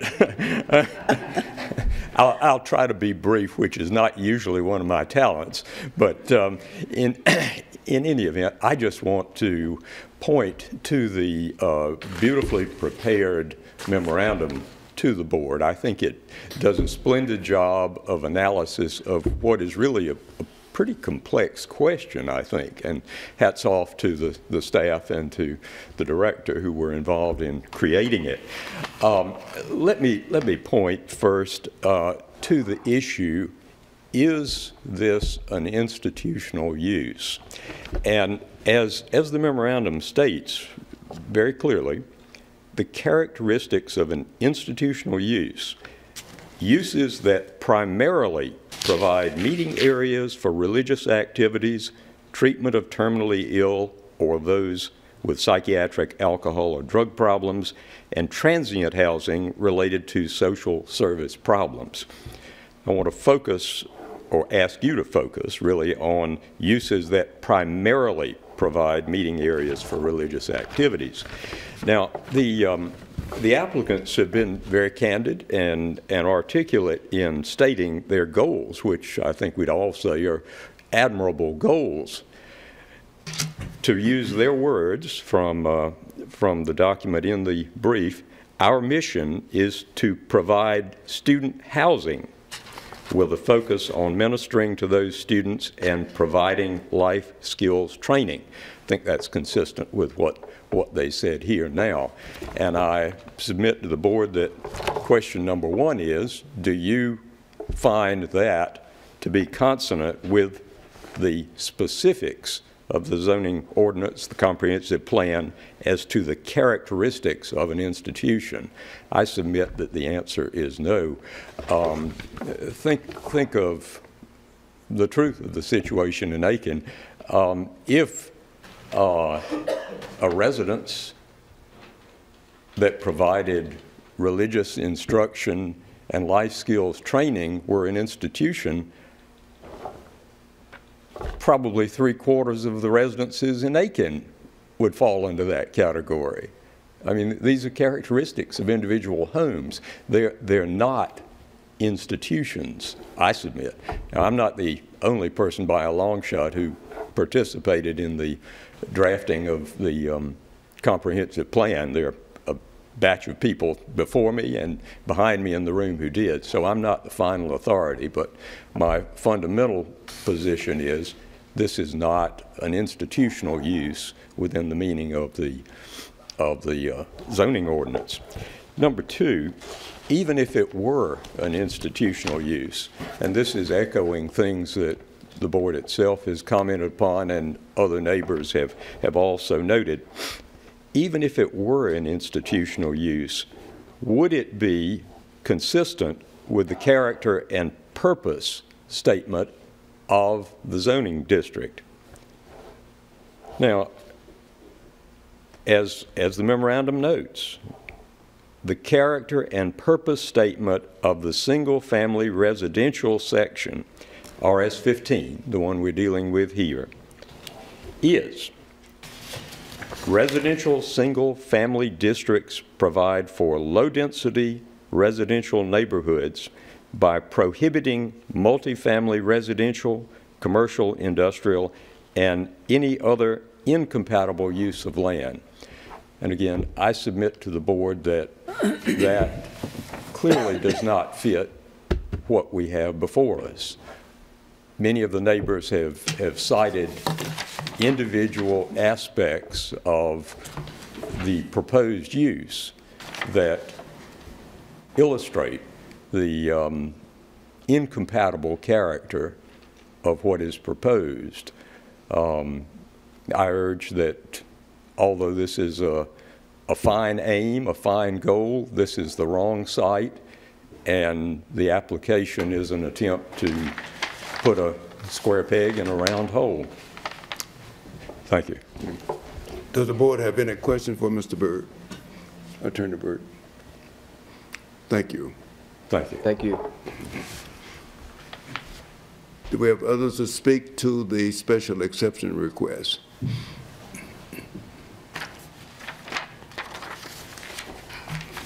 Hello, my name is Cheyenne Cashwell. I live on 108. What was your last name again, please? Cashwell. Thank you. I live on 108 Small Ridge Street, Aiken, South Carolina, 29803. I'll be honest, I was not expecting to speak this evening, but I felt led to, so here I am. I was one of the 2 students that Laura mentioned that lived with her. I am speaking for Laura, of course. I lived with her from January 2017 through June 2017 while her husband was away in Cuba because he's in the Navy. I just wanted to talk a little bit about my experience living with her and what it was like to be with her. The reason that I wanted to come stay there for the most part is because I wanted to be in an environment where I could openly talk about God and I could openly express how I am as a student to her, and someone that I could just talk to and be a mentor to me, because I really did not have that at my home. And Laura opened herself up to me. We began the Bible study with myself and 2 other students. We began the one-on-ones, and she helped me so much. I learned lots of recipes that I never knew existed. I learned so much from her, and I have watched her pray, and I have watched her fight through this for over a year, and I know that it is set on her heart, and I know that she will get there. Some of the rules that she instated, I was, of course, had to tell her anytime that I was leaving. I had to tell her whenever there was a guest coming over. She had rules of how long that they could stay. We, of course, had to be quiet after 8 p.m. because she has 2 small children and they go to bed. We cannot be loud because we wake them up. So there was never any worries about there being a sound issue pretty much past 8 o'clock every night. I was responsible for keeping my room clean, the bathroom clean, anything else that she needed help with. I am currently a student at USC Aiken, a sophomore, and I am in the nursing program there. I know for me personally, if she was to get this house, I would not want there to be an environment where there was drinking. I do not drink, I do not do drugs, and I never will. And I think it's really important for the community to realize that not all college students are bad. I actually would love to work in a nursing home, working with older members of our community and in the emergency rooms with people from all different backgrounds. And I really think that this would be an opportunity for us to learn to do this, because I think so many people have the wrong idea of what millennials are, that, you know, we want to do everything our way, we want to do, you know, make everything new, but, you know, I want a quiet place to study. I want people to know that not all college students are bad, and we want what's best for our community just as anybody else does in the community as well. So I am speaking from my heart, speaking for her, so that's all I have. Does the board have any questions to Ms. Castro? Just a comment, is it Cashwell? Cashwell. Did I say that correctly? Yes, sir. You know, I may be speaking for myself. I certainly appreciate the impassioned plea and testimony on behalf of the Masseys. The challenge for us here at the board, though, is not whether you have a worthy idea or even whether or not the Masseys are capable of pulling off this grand experiment. It's the appropriateness for the venue that they've chosen. And there's a rather long list of requirements that we have to consider, not limited to its primary and accessory uses for the property, but beyond that, there's 11 additional criteria. So I just wanted to thank you for the testimony, but putting it, I guess we wanted to, or I wanted to say that your landlord, if you're still living there or not, it's not the idea that's and I understand being questioned. It's the appropriateness for where they're trying to and pull this off. I do understand, even though I may not understand all the legal aspects, I am definitely not an attorney. But I think for a lot I have of a couple in the house in case you haven't. there, I believe I was more so speaking for the maybe some of you and some people that came up and spoke before of their personal concerns, not necessarily from the legal aspect, but from the aspect of the students and the destruction they may cause or concerns raised. So I'd like to, just wanted to clarify that. So. Appreciate your comments. Thank you. Thank you. Thank you. Do we have others to speak to the special exception request?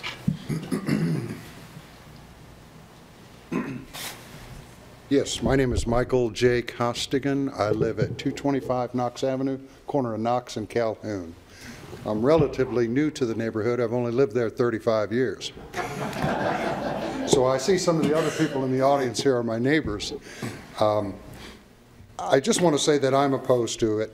I won't go into all the details. I just know when the city worked up the comprehensive plan and worked on it for so many years and finally got to the point where it said, this is what we would like to do with various parts of the town. Our neighborhood, all of this neighborhood here, going all the way back to Two Notch Road, was all designated as residential. I think it needs to remain residential. And I think I can save this board a lot of time by simply asking this question.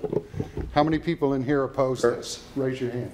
Sir, please address your questions to the board. All right, sir, if you would ask, we save a lot of time. And that's all I have to say, because I think the majority of the people here, we could all come up here and we could be here till 11 or 12 tonight, but I think most people are opposed to this. Thank you. Does the board have any questions for Mr. Costigan? Thank you very much. Thank you. Thank you. Others to speak to the special exception request? My name's Megan Clark. I live at 159 Sport Horse Lane, Aiken, South Carolina, 29803, which also happens to be directly across the street from the Masseys. I've lived across the street from them for about a little over 3 years now, and I can just attest to the fact that they are upright citizens of good character, Christian character. Of all of my neighbors, they are the least likely to have domestic disturbances, loud kids, loud guests. That, like Cheyenne said, when they do have college students at their house, they're in bed or quiet by 8 o'clock because they have little kids.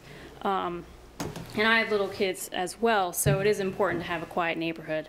So I do understand the anxiety when you hear 8 college students are going to be moving in next door, but these are not what you picture sorority, fraternity, college students. These are kids that are serious about life and contributing to our community. So I think if we are serious about wanting to improve Aiken, I think that this is a way to allow a ministry to bring new life to this community and to this house and pour into young students that are just trying to make it.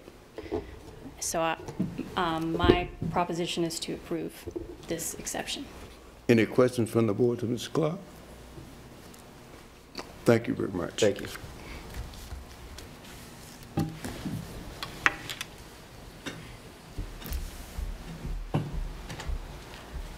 My name is Susanna Ringler. I live at 934 Whitehall Place. I think the legal points have been well argued here tonight, but I did want to touch on some of the value, impact on home value and quality of life in the neighborhood. As you can see, this is going to be a business just smack dab in the middle of a residential neighborhood, and one that I very much love to live in.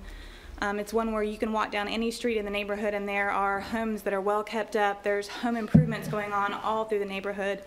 I feel like the residents here are very invested in this community, very invested in making this neighborhood the best that it can be. People have put a lot of, it is my biggest financial investment is this house, and I have made improvements to it, I think, that have contributed to the value in the neighborhood.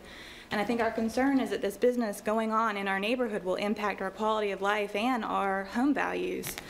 I think the Historical Society touched on the fact that other homes in the neighborhood and in town, 10 Downing Street, Rose Hill, have gone from single family to other uses and have never gone back. And so the precedent that this would set, that this is now going to be a business, if it fails, if they move on, if they decide to do something else, it sets a precedent for other businesses to move into this neighborhood. And I think we're all very concerned about how it will impact our lives, the value of our homes, and our quality of life. And so we'd just ask you to consider that when deciding whether or not to end your decision today.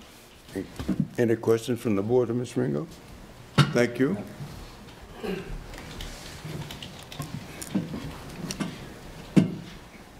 Hello, I'm Amanda Broach, and I live at 733 Brucewood Street, Northwest Aiken, South Carolina, 29801.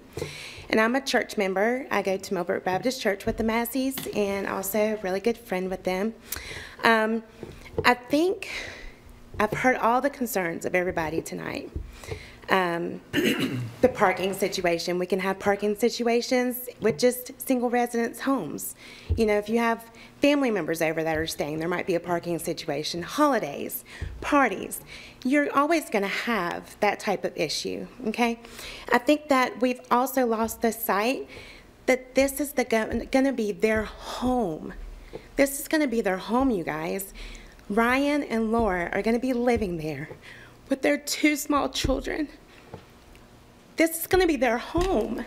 They're going to treat this place just as great as all these other residents out here are treating their homes. They're not wanting to change the historical side of it.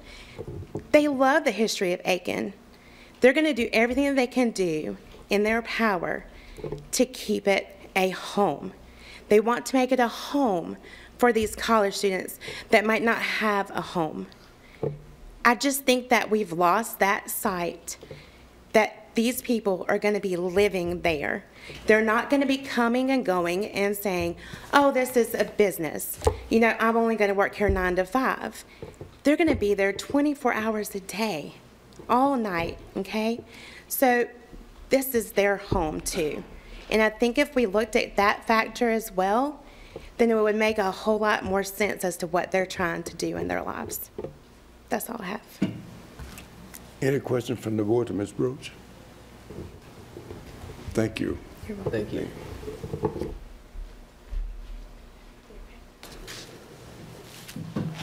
Good evening. My name is Lauren McMillan. My husband and my 10-year-old son and I live at 947 Whitehall Place, directly adjacent to the property. My kitchen actually looks out on what would be their parking lot.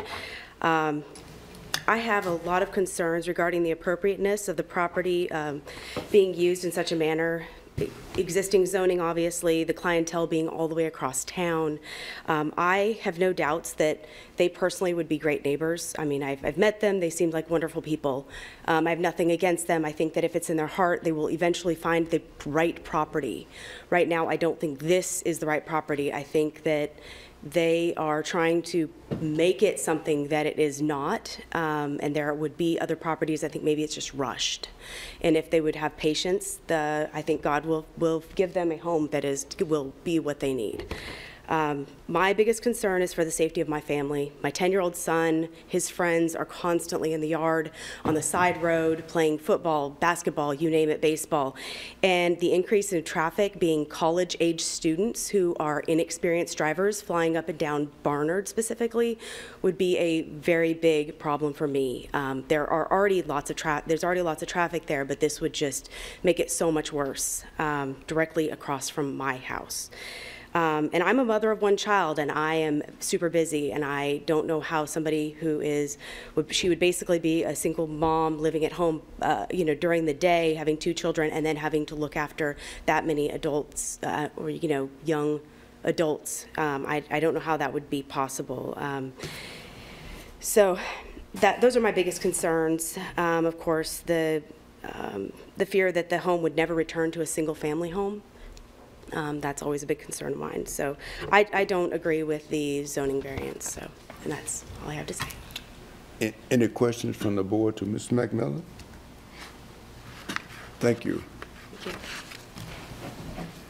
Do we have others to speak to the special exception request?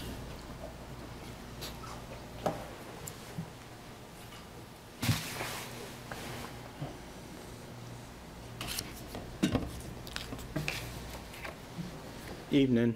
My name's Charles Harris. I live at 938 Whiskey Road. It's 2 doors down. My experience for the last 27 years has been mostly contractual oversight. And I take the zoning right now as single-family homes as kind of a contract between the owner and the city. And if we do something that is not within the contract, the city therefore has the right and the power to go do something. If you change what I heard tonight, sounds really nice, but I kept hearing it over and over again. There's nothing in writing. It's promises, it's words. And my experience doing oversight of a contractor is, if it's not in writing, if it's not specifically in writing, then they can do anything they want. Now, and there's not anything specific against that family. It's, they get hit by a bus tomorrow. I hate to say that, but it's possible. And then someone else can come in, and who knows? Once you change that zoning to something else that allows more people, more things to happen in there, they can do anything they want, no matter what they want to do right now. And for that reason, I'm opposed. If they had a contract with the city that said specifically all the things that they just said tonight, and said this is the way we're going to do it specifically, and then I'd think about it. But otherwise, they can do anything they want because it's not in writing.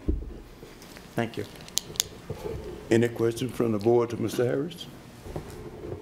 Thank you. Do we have others to speak to the special exception request?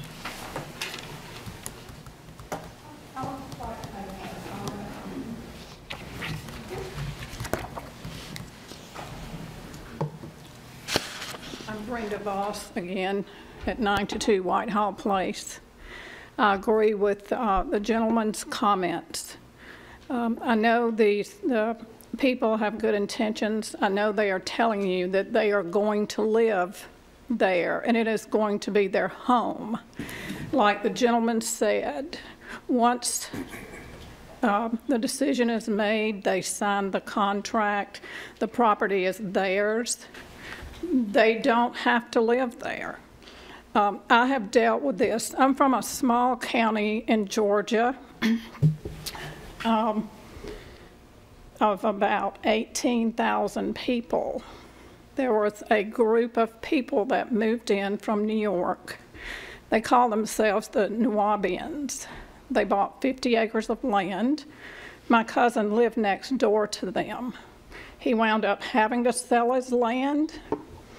The sheriff there tried everything in his power for years to catch these people because they were doing everything.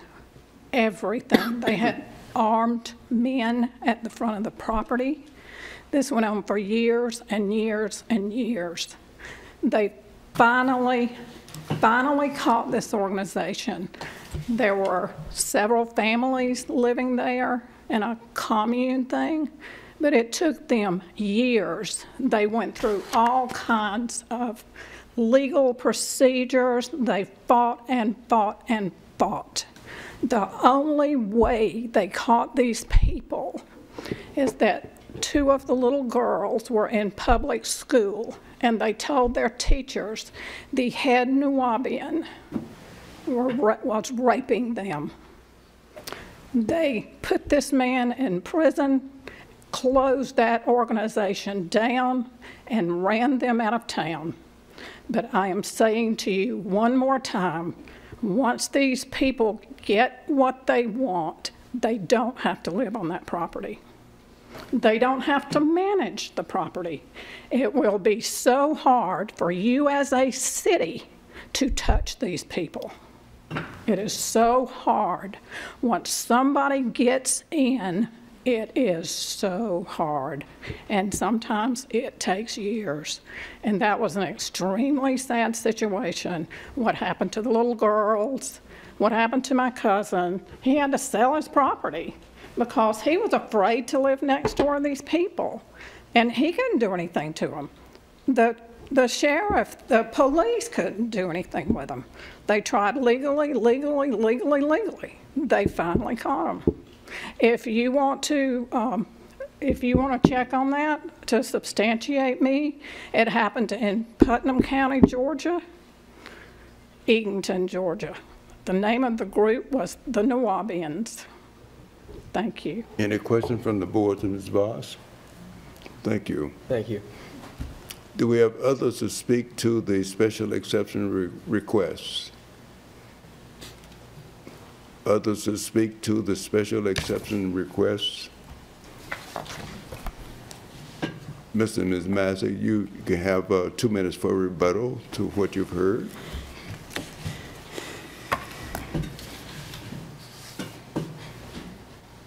Thank you. The only thing I would like to touch on, and if I could ask Mr. Bland, is just with the exemption, you know, I know there's a lot of concerns about, let's say worst case something happens and this falls through, we get the property, we try it, something falls through maybe financially or whatever, and we have to leave, you know, for financial reasons. You can explain it better than I can about how the exemption works. Does it dissolve after a certain point, or does it go with us? Does it stay with the property, or is it a certain amount of time? I just didn't know exactly. I want to just kind of clarify that. Stay with the property. It stays with the property. Is that good? So you can just answer, yeah, Mr. Chair. So this is I'm citing 6.2.8 or so yeah 18I. Special exception approval is specific to the site identified as part of the approval process, and all conditions and approval shall run with the land unless otherwise stated in the approval. Otherwise, another provision of the code in non-conforming use would also apply, that if the use would discontinue for a period of 12 months, and it would lose its special exception. That's all I had. I think we've already touched a lot of what the concerns were before they were voiced, so I don't see any point in saying it all again. I don't want to waste any time. So. Okay, thank you. Thank you. The chair would now entertain a motion so we can enter a period of discussion.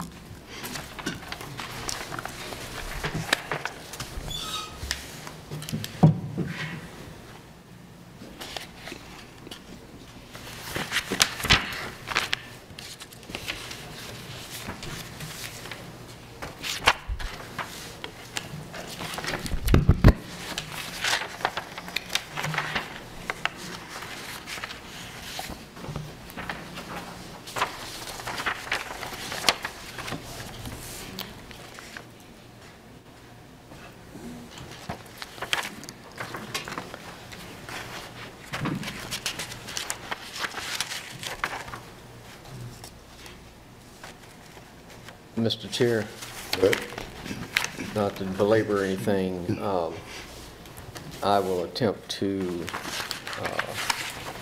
make a motion that application 18-92002 be denied, and that application is to operate an institutional use of at 1000 Whiskey Road that includes life skills and faith-based education use of the residence by the rector or appointed staff and family of the Poured Out Ministries and boarding of college students. Do we have a second? I second that. John. It's been properly moved and second that the application for the special exception be denied. Do we have any discussion? Mr. Chairman, I think that this does not meet with the special exception criteria with the character and purpose of it. It's supposed to prohibit multifamily, residential, commercial, or any other compatible use of the land. It's number 3 on it is all the adjacent properties are zoned RS 15 and they are developed as single family residents. It doesn't meet criteria number 4 because those are all single family residents. It does not meet criteria number 7 because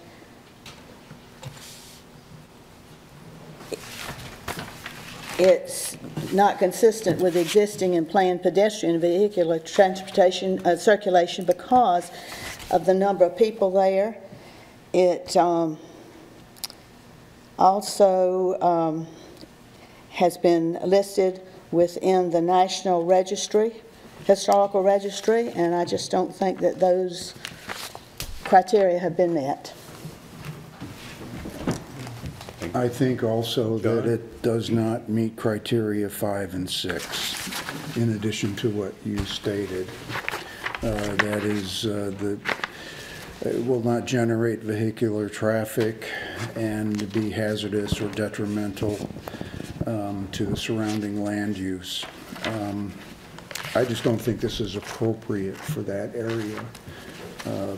Bible studies and life skills, as I stated, is one thing, but the appropriateness to a residential neighborhood or any residential neighborhood in the city, I'd like to add.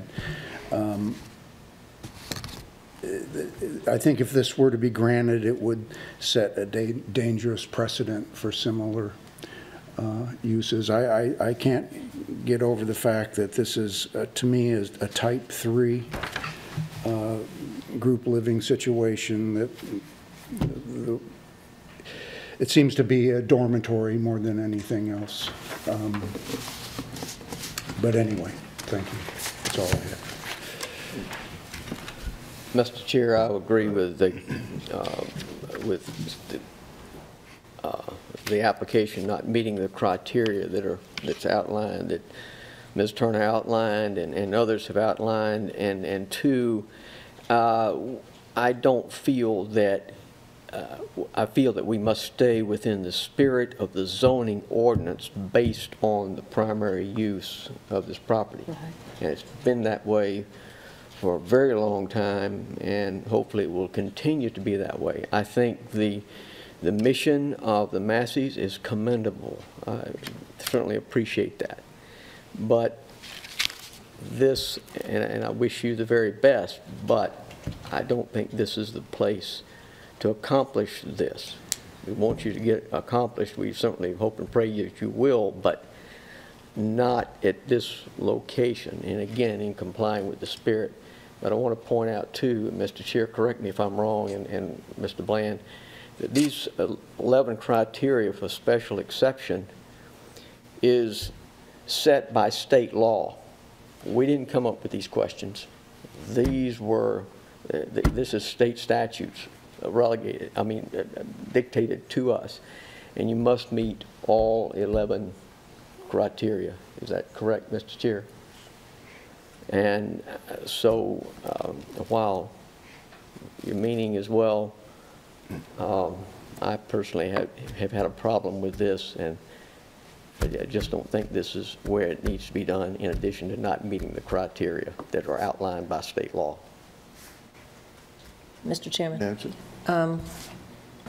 I don't want to say how many years ago or how old I am, but my husband and I, when we finished college, we were in charge of 280 women in a dormitory, and we were able to control all 280, and I feel very sure that these people could do this, and I want to try and help them any way that I can to find a location to do this. Unfortunately, like the others have said here, that the 11 criteria, all of them have to be met. And I've lived in Aiken for 30-some years, and I know you have a realtor. I could maybe even give you some suggestions of other places to look, but I can't vote in favor of this because all 11 criteria aren't met. And my heart's breaking for you because I know you have wonderful intentions.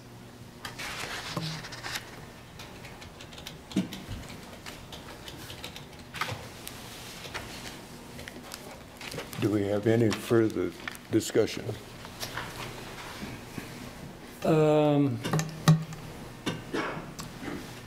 Yeah, I think my fellow board members have pretty much highlighted the difficulties with the special criteria. I'm not really sure we even got to the special criteria, to be honest with you. It's primary and accessory use hurdle. I don't think it met in terms of it being an institutional use. Again, the Masseys, I think you should be commended for the idea. Again, a single-family subdivision is probably not the best place to enact a social experiment. But you know, the board certainly wishes you good luck in finding an appropriate property. One question I do have, and I think it was a good one that was brought up, because I originally, in looking at this, really was treating this as a, you know, trying to grant special exemption to sell a piece of property. To me, Dr. Fitch, in order to facilitate a sale, was trying to get the zoning changed.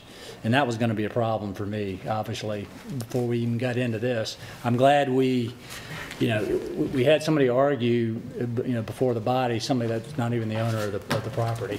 Now, had they bought the property and when they're coming to try to get a rezone, I think I agree with the comments that were made around that, but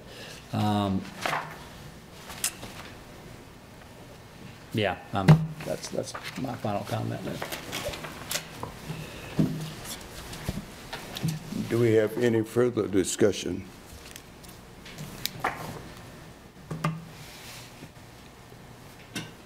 Hearing none, those in favor of the motion show by raise of the right hand.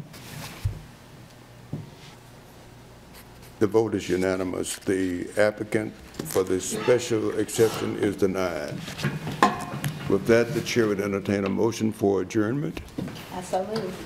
Second.